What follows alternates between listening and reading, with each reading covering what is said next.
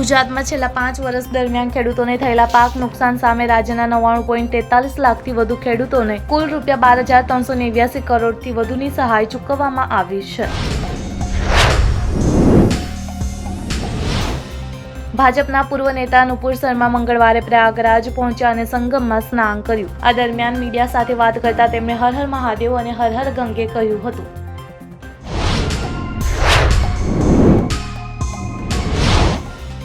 વડાપ્રધાન મોદી પોતાના વતન ગુજરાતના પ્રવાસે માર્ચ મહિનામાં આવશે. મહિનાની શરૂઆતમાં 3 માર્ચ અને ત્યારબાદ 7 અને 8 માર્ચે તેઓ ગુજરાતના પ્રવાસે આવશે.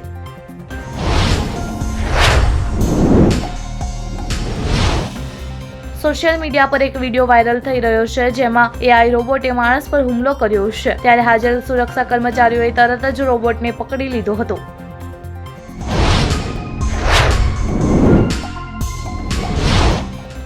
₹1984 શીખ વિરોધી રમખાણોના કેસમાં દોષિત ઠરેલા કોંગ્રેસના પૂર્વ સાંસદ સજ્જન કુમારને રાઉઝ એવન્યુ કોર્ટે આજીવન કેદની સજા ફટકારી છે.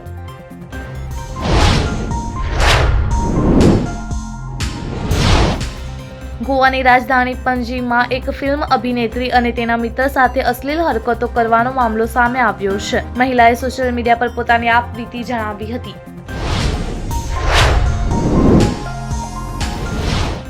સરકાર દેશના તમામ નાગરિકો માટે નવી પેન્શન યોજના લાવવાનું વિચારી રહી છે. આને યુનિવર્સલ પેન્શન સ્કીમ કહેવામાં આવી રહી છે. દરેક નાગરિકને વૃદ્ધાવસ્થામાં નાણાકીય સુરક્ષા પૂરી પાડવાનું છે.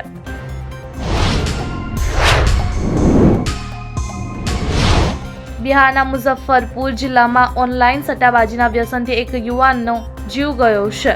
ઓનલાઈન ગેમિંગ એપ પર પૈસા ગુમાવવાને કારણે તેણે આત્મહત્યા કરી લીધી છે.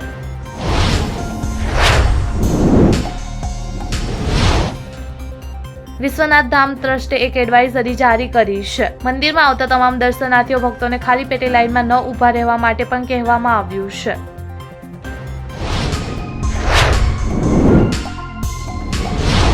આંધ્રપ્રદેશના અન્નમૈયા જિલ્લામાંથી મોટા સમાચાર સામે આવ્યા છે. અહીં હાથીઓના ટોળાએ 5 લોકો પર હુમલો કરીને મારી નાખ્યા છે, જ્યારે અન્ય ઘણા લોકો ઘાયલ થયા હોવાનું પણ કહેવાય છે.